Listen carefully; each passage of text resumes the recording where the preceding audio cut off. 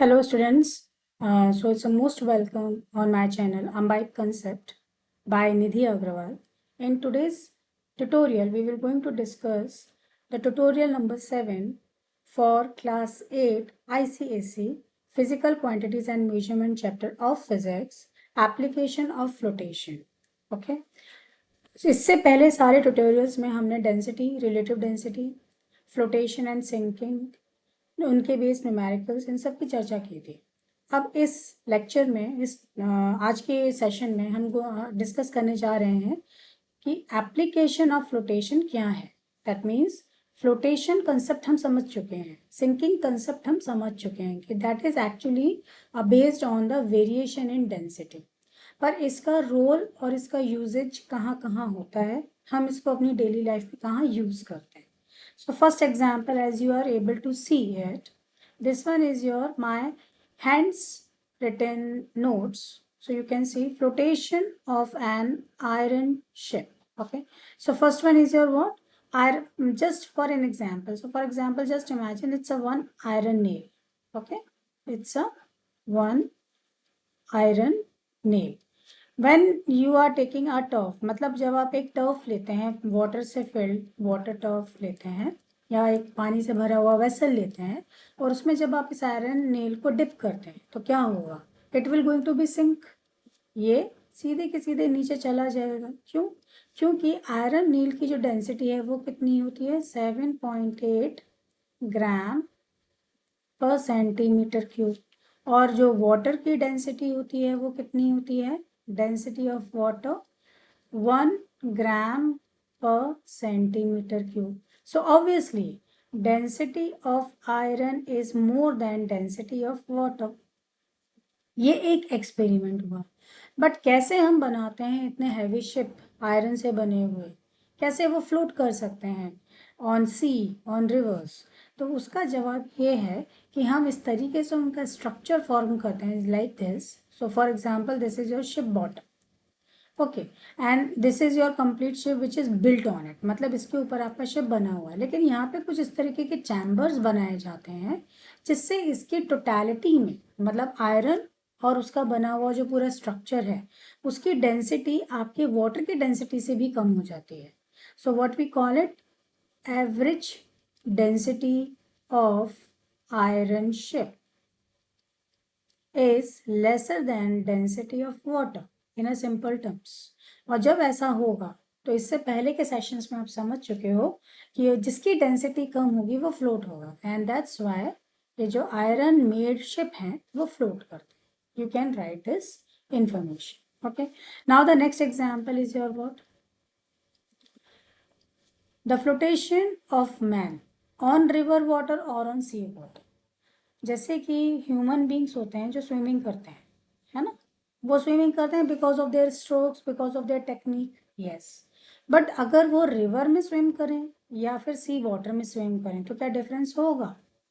In general नहीं होगा जब तक आपने इस चीज़ को एक्सपीरियंस नहीं किया है।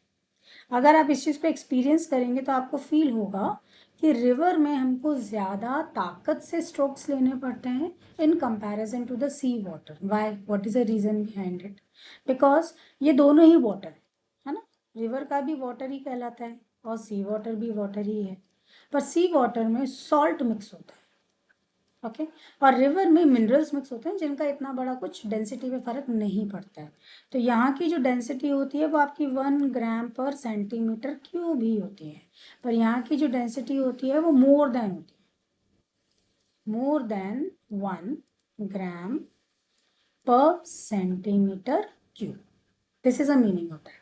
तो जब कोई भी ह्यूमन रिवर के पानी में स्विम करता है या फिर सी वाटर में स्विम करता है तो वहाँ पे उसको कहाँ पे ज़्यादा फ्लोटेशन फील होता है? On your sea water. This is a application of the flotation of a sink. Now on the another application, fourth one is your what? Sorry, third one is your what? Submarine meant for to dive, to rise,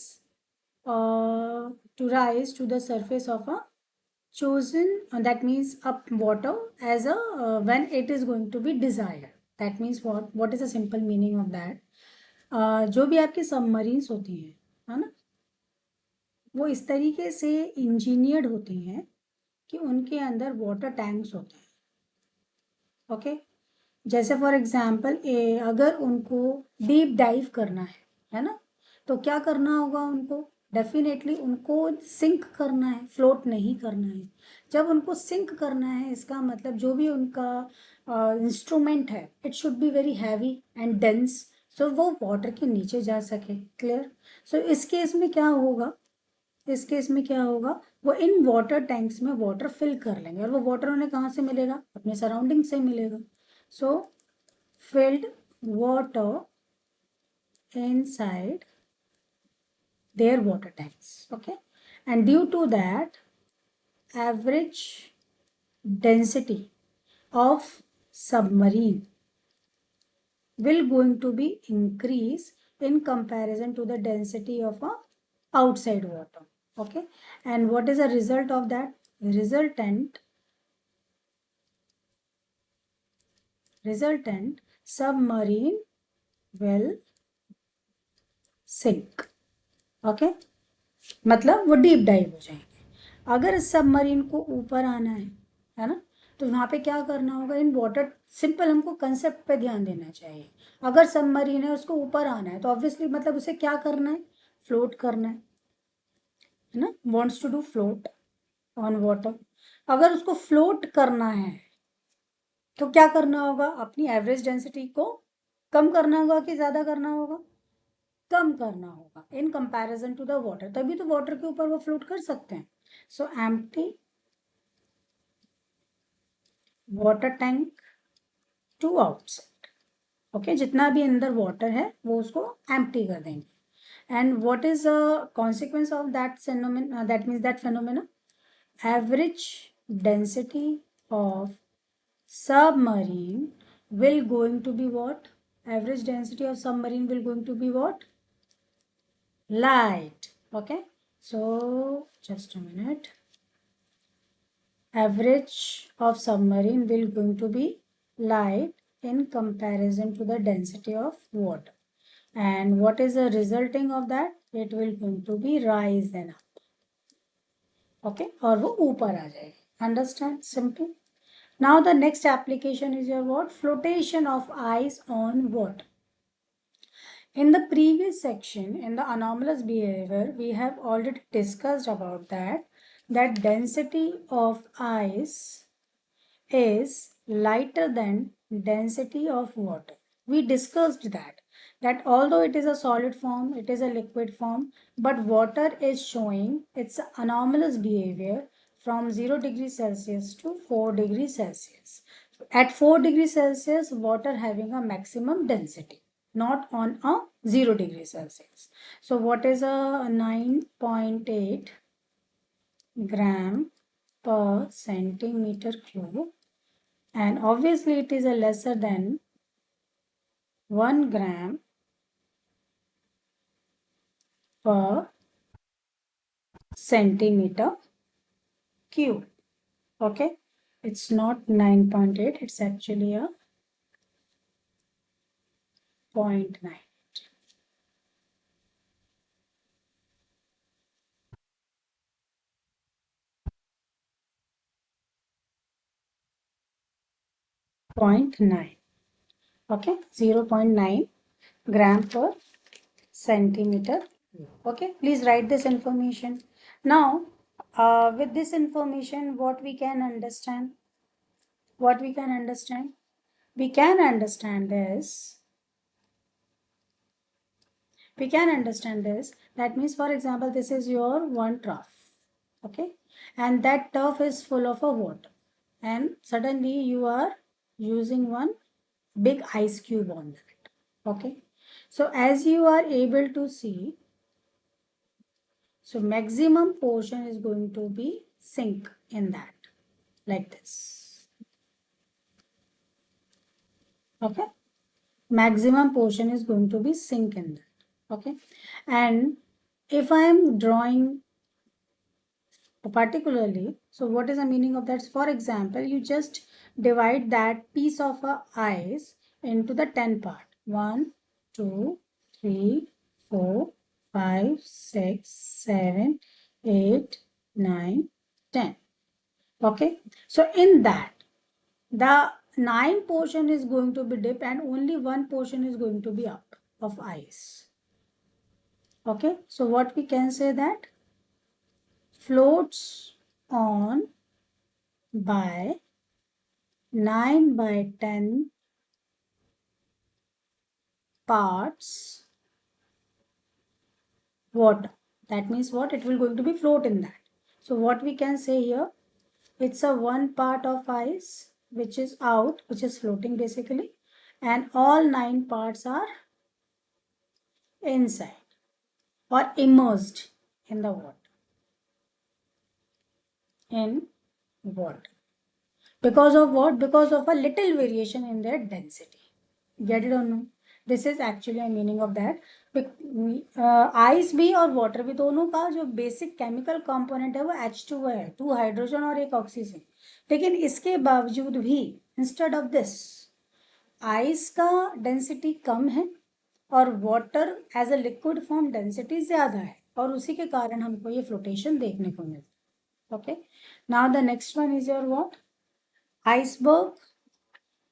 And what is the role of iceberg in the way of a flotation understanding? Okay, so what is the meaning of that? For example, if you are looking out, this is your sea area. Okay, and in that sea area we are observing a iceberg like this, but from the outside. So for example, you just imagine there is a one shape, okay, and which is coming in that side. They can predict the size of an iceberg from here, but they can't predict the size of an iceberg downside because it is not easily viewable. Okay, so this is actually a different nature or different behavior of the icebergs, and that's why icebergs are dangerous